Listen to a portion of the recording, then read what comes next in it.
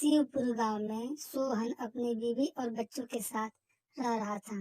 सोहन की आर्थिक स्थिति अच्छी नहीं थी। एक दिन उसकी बीवी बीमार पड़ गई। बीवी के इलाज के लिए उसके पास एक भी पैसे नहीं थे। बीवी के इलाज के लिए गांव के ही गजेंद्र सेठ के यहाँ अपना घर गिरवी रखकर 50,000 रुपए ले आया और अपनी बीवी का इलाज करवाया। कुछ ही दिन में सोहन की बीवी ठीक हो गई। 2 महीने बाद एक दिन गजेंद्र सेठ सोहन के घर पहुंचा और कहा, सोहन, इधर आ। तुझे मेरे पैसे चुकाने के लिए 3 महीने का टाइम दिया था, जिसमें से 2 महीने बीत चुके हैं। सिर्फ 1 ही महीना बचा है, इसलिए तुझे चेतावनी देने आया हूँ कि मेरे दिए हुए पैसे सही समय पर चुका देना। यह कहकर चला गया। कर्ज से डूबा सोहन वह दिन रात सोचता रहता है कि पैसे कहाँ से लाऊं, कैसे चुकाऊं। दिन रात अधिक सोचते सोचते उसकी भी शारीरिक स्थिति खराब होने लगी। वह धीरे धीरे बीमार पड़ गया और इधर गजेंद्र सेठ ताक लगाए बैठा था कि सोहन का घर कब उसका हो जाए। गजेंद्र सेठ बहुत ही लालची था। वह उन्हीं लोगों को कर्ज देता था जिसके पास गजेंद्र से लिए हुए पैसे को चुकाने के लिए घर जमीन के सिवा और कोई सोर्स न हो। गजेंद्र सेठ बहुत ही चालाक था। कर्ज दे देकर गरीबों की जमीन और घर पर अपना हक जमा लेता था। और इधर सोहन की स्थिति एकदम खराब हो गई। 1 महीने बीत गए और गजेंद्र सेठ सोहन के घर पहुंच गया। देख सोहन, तुझे जो पैसा दिया मेरे पैसों को चुका नहीं सका, इसलिए आज से तेरा घर मेरा हो गया। जल्दी से इस घर को खाली करके चले जाओ। मैं सिर्फ 2 दिन का समय देता हूँ। सेठ जी, मुझे थोड़ा और टाइम दे दो। मैं आपके सारे पैसे चुका दूंगा, बस थोड़ा सा और मोहलत दे दो। सेठ जी, हमारे पास ले दे के बस यही एक घर ही तो है। अगर इसे भी आप ले लेंगे तो हम कहाँ जाएंगे। देख सोहन, ये सब मैं कुछ नहीं जानता। तूने मेरे पैसे दिए हुए समय पर नहीं दे सका, इसलिए 2 दिन के अंदर इस घर को खाली कर देना। यह कहकर वहां से गजेंद्र सेठ चला गया। सोहन का बेटा मोहित वही पास में ही खड़ा था। सेठ की सारी बातें सुन लिया और इधर मोहित के पिता सोहन की तबीयत भी खराब थी। इस परिस्थिति में वह जाए तो कहाँ जाए, यह सोचते सोचते गांव से बड़ी दूर निकल पड़ा। उससे रास्ते में एक जंगल में एक पेड़ के पास बैठ गया। वह उदास होकर पेड़ के पास बैठा रहा। 2 से 3 घंटे बीत गए।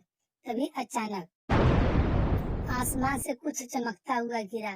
यह देख मोहित डर गया। धीरे धीरे डरते हुए पास जाकर देखा तो एक छड़ी पड़ी हुई थी जो सोने की तरह चमक रहा था। मोहित ने उसे उठा लिया और उसे लेकर चल दिया और कहने लगा, काश हम गरीब नहीं होते और हमारे पास अच्छे घर पैसा होता। अगर हमारे पास पैसा होता तो मेरे माता पिता बीमार नहीं होते और न गजेंद्र सेठ से कर्ज लेना पड़ता और न हमें घर छोड़कर जाना पड़ता। यह कहते हुए मोहित जा रहा था कि अचानक उस छड़ी से चमकता हुआ प्रकाश निकला। मोहित सोचता है यह क्या करिश्मा है और वह डर जाता है। देखते ही देखते वह छड़ी गायब हो जाती है और मोहित जैसे ही गांव में पहुंचा और वह अपने घर पर पहुंचा तो वहां उसका घर ही नहीं था। वह देखते ही रह गया। तभी मोहित ने देखा कि उसके पिता उसी घर में है। यह देखकर मोहित भी घर के अंदर गया और अपने पिता सोहन से पूछा, हमारा घर किधर गया? ये किसका घर है? आप इस घर में क्या कर रहे हैं? चलिए हम अपने घर चलते हैं। अरे रुको, ये हमारा ही घर है, कहाँ जा रहे हो? 1 घंटे पहले एक चमत्कार हुआ। आसमान से चमकता हुआ न जाने क्या गिरा और देखते ही देखते क्षण भर में टूटी फूटी झोपड़ी से एक सुंदर बड़े घर में बदल गया। सोहन और मोहित के बीच ढेर सारी बातें हुई। उन 3 घंटों के भीतर क्या क्या हुआ और उधर गजेंद्र सेठ का पैसा भी लौटा दिया और सभी खुशी खुशी रहने लगे।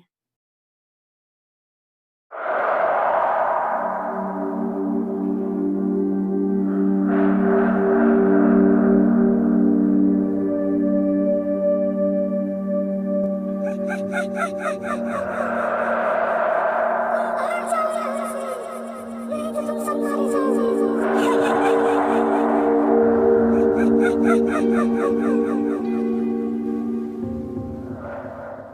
रामपुर गांव में 3 मित्र थे, रामू, सोहन और भोला। इन तीनों के बीच बहुत ही गहरी मित्रता थी। वह कहीं भी जाते थे तो तीनों साथ में जाते थे। वह हमेशा गांव के बाहर एक जंगल में घूमने अक्सर जाया करते थे। वह तीनों वहां पर खूब मस्तियां करते और शाम होते ही अपने घर को वापस आ जाते थे। वह जब भी जंगल जाते थे और जिस रास्ते से जाते थे उस रास्ते पर एक पुराना बंगला था। वह बंगला जंगल के पास में ही था। रामू, सोहन और भोला शाम को जंगल से जब भी वापस आते थे तो रास्ते में बंगले से कुछ अजीबोगरीब आवाजें आती थी। उन आवाजों को सुन एक दिन रामू ने बोला, यार मैं देख रहा हूँ कि हम लोग जब भी इस रास्ते से आते हैं तो इस बंगले से डरावनी आवाजें निकलती है। आखिर इसके अंदर है क्या? तभी सोहन ने बोला, तुम सही कह रहे हो रामू। जब हम लोग सुबह में जाते हैं तो कोई भी आवाज सुनाई नहीं देती है, पर हम सब जब शाम को वापस आते हैं तभी ये आवाज सुनाई देती है।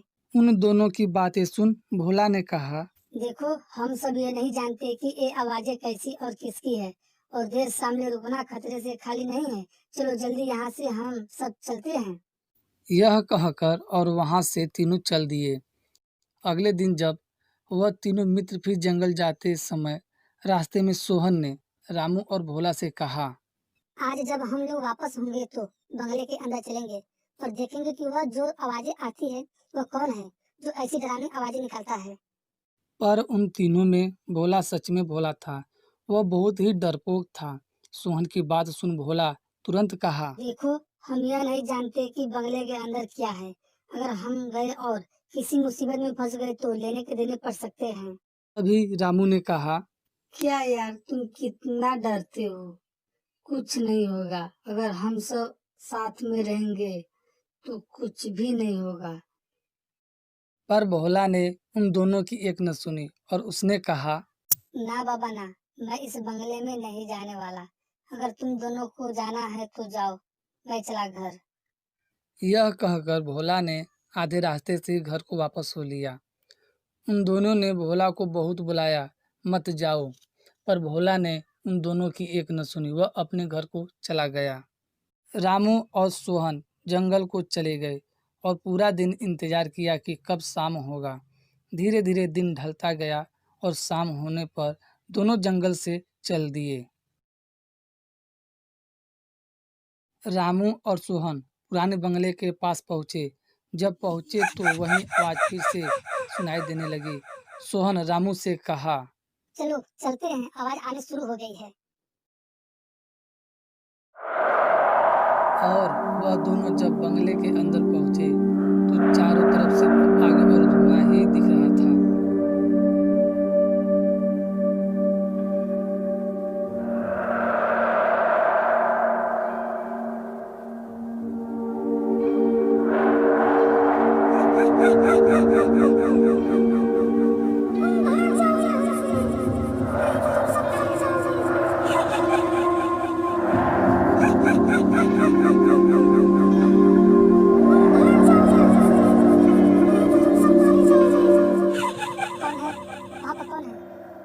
जो भी है सामने आ जाओ।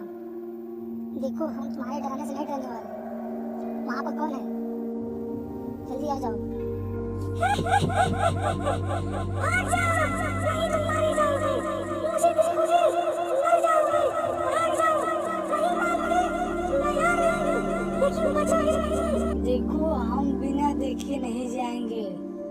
हम जानना चाहते हैं कि कौन हो तुम और क्यों ऐसी आवाजें निकालती हो, क्यों हमें डराती हो। बिना देखे हम नहीं जाएंगे। जो भी हो सामने आओ।